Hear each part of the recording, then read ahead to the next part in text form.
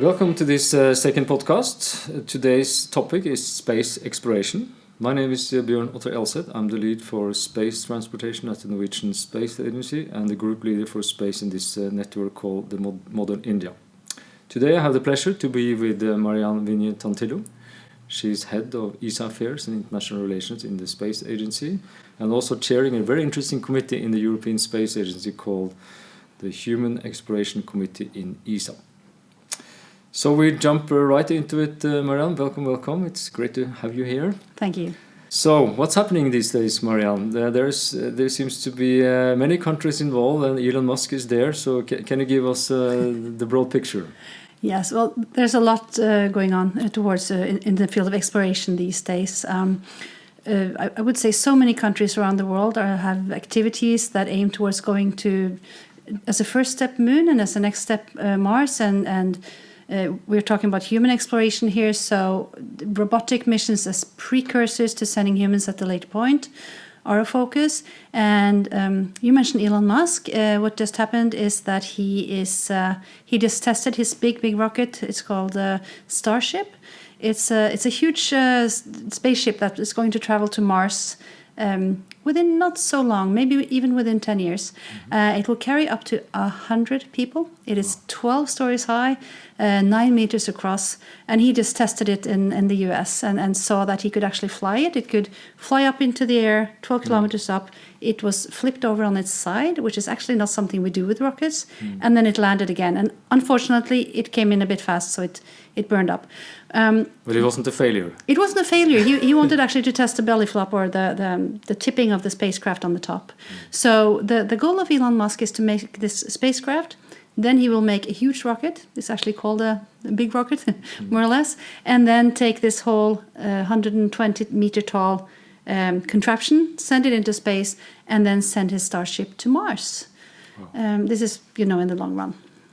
Is he actually going to the moon first, or is he doesn't care about the moon? He cares about the moon too. It's more of a parallel thing. He will. His aim is also to send his Starship to the moon and to do exploration activities there as well, either in collaboration with maybe NASA or by itself, maybe to test technology or even to test technology or do other type of experiments on the moon. But his end goal is definitely Mars. Because the last 5 years we heard a lot about the moon. Trump is going to the moon, and probably the next president also will continue that. We will not dwell on that today, but moon is kind of just a stop, and then we're going to Mars. Or is moon like the end goal? Is that what we will see the next 10 years, or do you think actually there will be more Mars focus again? Well, the big driver in these days is NASA or the US, and the end goal for US is definitely Mars. They've been to the moon before. This is something they've done. They were the first there. They did it in '67. So the reason to go to the moon this time is in order to learn more. And this is because, of course, the moon is so close to Earth. It's only a 2-day travel to go there and 2 days to go back. So when you bring technology, when you want to test something, when you bring humans, you want to bring them somewhere you have a bit of control, right? So it's close. And you want to make sure you do your technology testing somewhere where you can bring spare parts quickly, or you can travel away, go home if something goes wrong really quickly. And it's fairly easy to do things repetitively on the moon because it's so close. It's very close by. Yeah. Close by, and of course much cheaper to go there than to go to Mars, and especially on human missions. So that's one part of it, and the other part of it is also, of course, that there's a lot of research still to be done on the moon. There was some done, of course, in '67. There's been some done by orbiters and landers, but sending humans there allows us to do much more research with hands-on research by astronauts, and also newer instruments are going to be sent there. And as you go there, as you learn more, as maybe you learn how to enrich or use the soil which is there, the moon dust, and make it into oxygen or water, or maybe even use it to build. You can have a research station on the moon.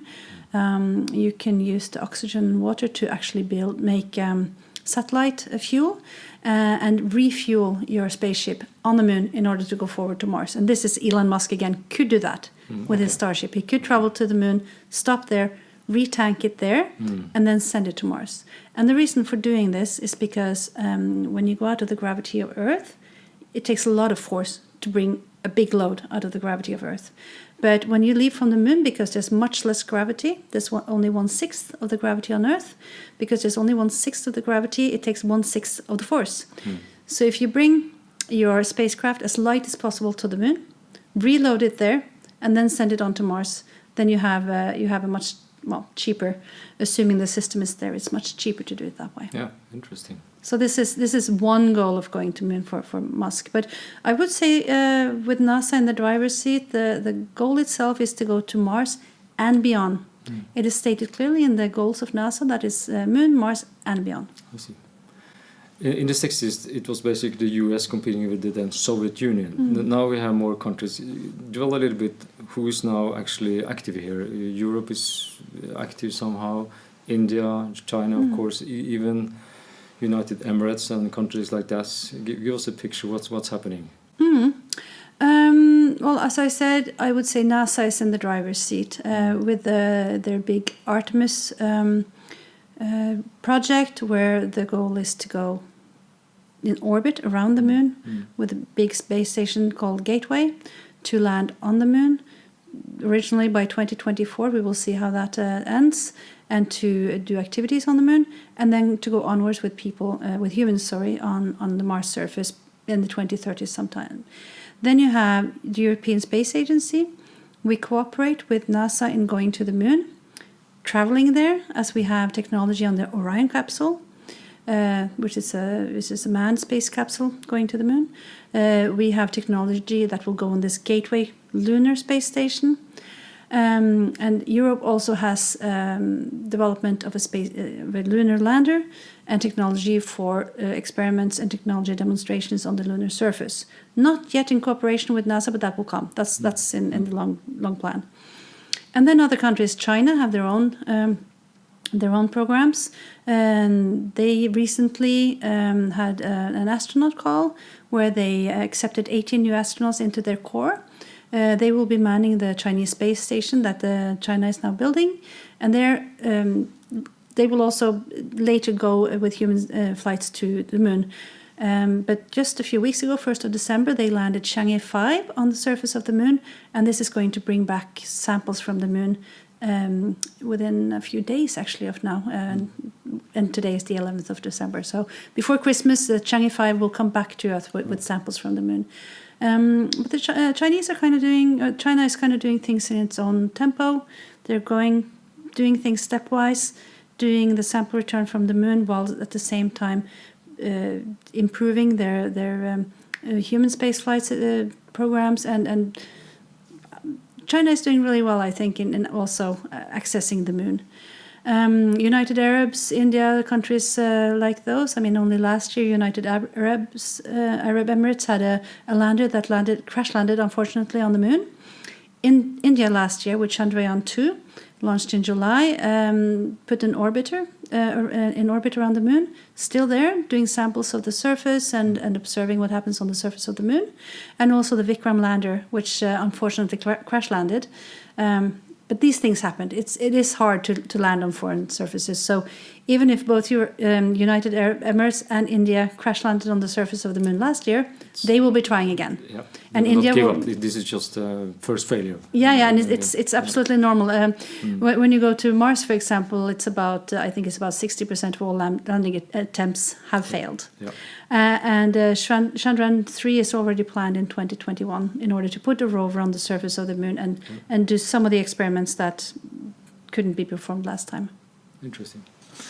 So I think we talked a little bit already about Europe then and the moon, but let's go into the big picture now, what's actually happening. If you have 3 pillars of exploration, you have the human presence, you have the search for life, this follow the water philosophy, and also the space economy. I don't think we have too much time to talk about the space economy, but all these 3 things are happening. They are kind of interlinked, but can you give us some flavor about at least the first two topics today, the human presence and the search for life? I would say that human exploration activities consists of 2 things. There's robotic exploration and there's human exploration. And what's happening on Mars today, for example, with rovers from the US, that's called more robotic exploration. So it does surveys, scientific experiments, and prepares for human exploration by both mapping the surface and by testing technology. Like, for example, Perseverance, which is an American rover which is on the way to Mars now.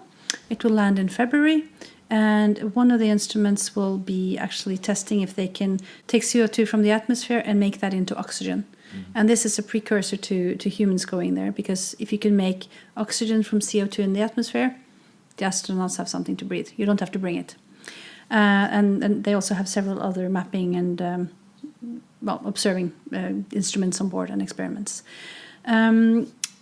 So that's a robotic precursor to later human exploration. And the same is what's happening on the moon. There's orbiters sent there, there's navigation satellites and the communication satellites being planned in order to be able to sustain human presence on the moon. There's rockets and capsules being built in order to send humans to the moon. And all of this as a step towards, at a later point, being able to send them onto Mars. But as for now, we don't have the technology to send anyone to Mars. That's not possible today. But everyone is trying to learn how to do it by practicing on the moon, I would say. Yeah, and this such a life, we're not talking about intelligence life. We're talking for any kind of science of life. Do you think? What is the philosophy? Is it only looking? Is it water? Is that the driver or? Well, if we compare to Earth, all life on Earth comes from water. So we try to take what we know from Earth and map it onto other planets. And we say, okay, fine, we know if we have water, there's a possibility of life. So therefore we search for water first. And this is what NASA has been doing. They follow the water. They search for water first. And having found water on Mars, they go on, okay, fine, there's water. What else do we need? We need phosphor, hydrogen, oxygen, and other chemical compounds that will be able to nourish smaller life, I would say, microbes. Yeah. So we're not talking about aliens walking around, we're talking about microbes, very, very simple forms of life. So this is what they have then been looking for, is then these nutrients or chemicals. Having found the necessary ones, the next step is to go and actually look for microbes or dead microbes, or traces of dead microbes themselves. And this is again what Perseverance will be doing, is actually going to look for those traces of microbes. Whereas Curiosity, which is already on Mars, has been looking for the nutrients and chemicals and minerals. So this is a stepwise approach. And before then, again, they only looked for the water. Yeah. So stepwise approach towards looking for primitive life. Yeah. Whereas if you want to look for intelligent life, you're more over in SETI, which is a system for listening to space and listening for signals from intelligent life. Radio telescopes and things like that. Yeah, that's something else completely different. A little bit more about Europe then. You talked about overall Europe. There are some big countries like France, Germany, UK, Italy. How about the smaller countries? Norway, we were the first at the South Pole. That was only 100 years ago. Do we see some similarities? Can Norway play a role? Or do we do something these days? Yes, for sure. And Norway is a country with great technological competence. Recently, Norway has had a great focus in their space activities on the usefulness of space. So systems that allow us to navigate better or communicate better or better observe the large and vast ocean areas, for example, of Norway. So this has been the focus of Norwegian space activities so far. But then we see that with our technological competency from, for example, the maritime business or the oil industry, we actually have a lot of knowledge that could be useful in exploring the moon or Mars or further onwards at a later point.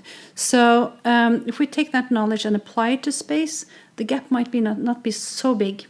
And also, whatever you do in space in order to go to the moon and Mars and beyond will promote innovation. Because when you want to go somewhere you haven't gone before, you want to solve questions you don't know how to solve, you don't know the answers, then this will push the innovation to happen. And that innovation will come back to us as a benefit, I think.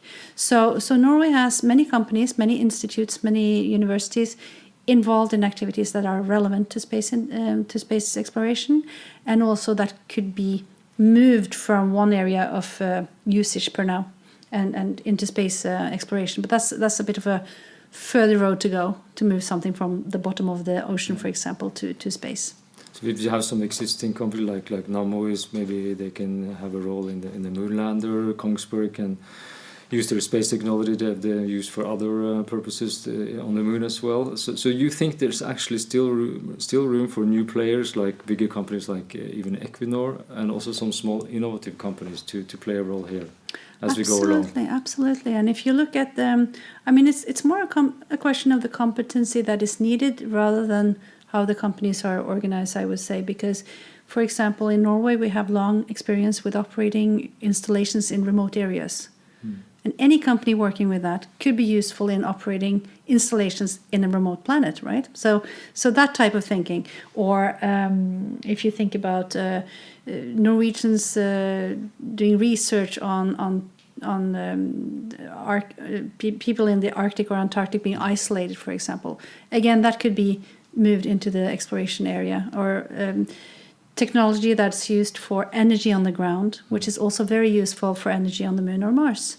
So it's yes, there's lots of room still. Institutes and the companies, like a nice combination, even with academia in some absolutely, projects, right? Because as I said, you have to have also new ideas to solve problems. We almost don't even know that we have the problems. So someone has to start at the very, very beginning and think, okay, which problems could we possibly find, and how could we possibly solve those, and then find a multitude of solutions, and then we have to narrow it down to the right one. And this will take all the right minds and all the good companies and all the good innovation, and then someone at the end will bring it to space. And kind of we don't have too much time to talk about market, but market is kind of like a moving target. You don't know exactly where the market will be exactly in the end, right? Exactly, and this is true for good ground research as well. I mean, you start with one problem and then you end up solving another one sometimes. So this is yes, exciting period.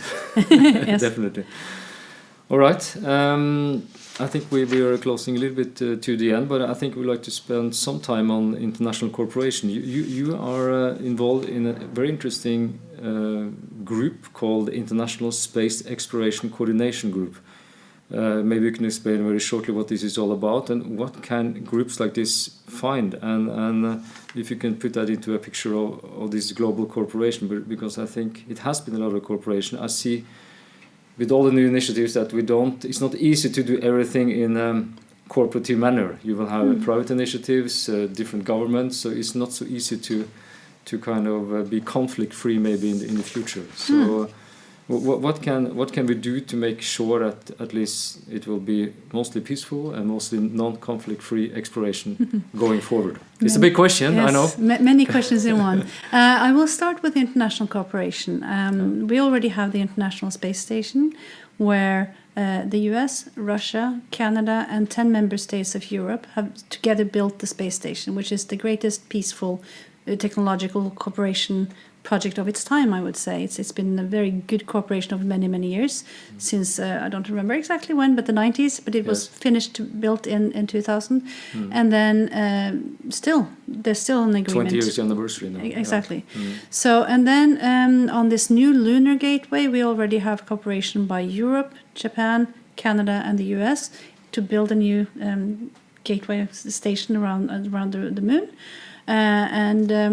What this ISEC-G group is that you mentioned is a big intergovernmental group that looks at ways of cooperating and also looks at technology that is necessary across the board, and kind of looks into, okay, who has this, who could possibly have which roles, how could we put this all together, both technologically but also collaboratively, organizational wise, yes, and country wise as well. So this is not commercial. It is governmental, and it's not binding in any way. It's more of a think tank, I would say, that puts together these interests or these necessities across the board. And then as we go from maybe more group wise or independently looking at the moon. When we're going to go to Mars, it's going to take a big investment, a big stunt, it's going to be a big project and very expensive. So it's going to need to be a lot of countries cooperating. So you would say it needs to be a collaborative, interplanetary manned mission where many countries need to participate, and that type of approach has the support of many of these member states, and definitely all the member states in ISIC-G agree that such an adventure, if we can call it that, will need to be intergovernmental as well. It cannot be one country and the other and the other and the other. And as a side note, we can go into space law and say what happens if one country goes to a remote planet. They cannot own it, but if we go as a collaborative effort, then we can own it together. Yeah. So in this group, which is of course probably more initiatives, but at least both Norway, India, China, United States, and all the major European countries are involved, Canada, probably Brazil. So it's an interesting group, at least. It's an interesting group, and online you will find something called the Global Exploration Roadmap, which explains a bit what this group believes that the future needs in low Earth orbit, so on the International Space Station, in orbit around the Moon and on the Moon's surface, and also for human exploration on Mars. Interesting. Yes, we have come a little bit to the end for this first exploration podcast. Maybe we should do another one on things we couldn't speak too much about today. So I want to thank you, Marianne, for this interesting talk. Please feel free to take contact with me or Marianne through me through this network, Modern India. So that was it for today. Thank you. Thank you.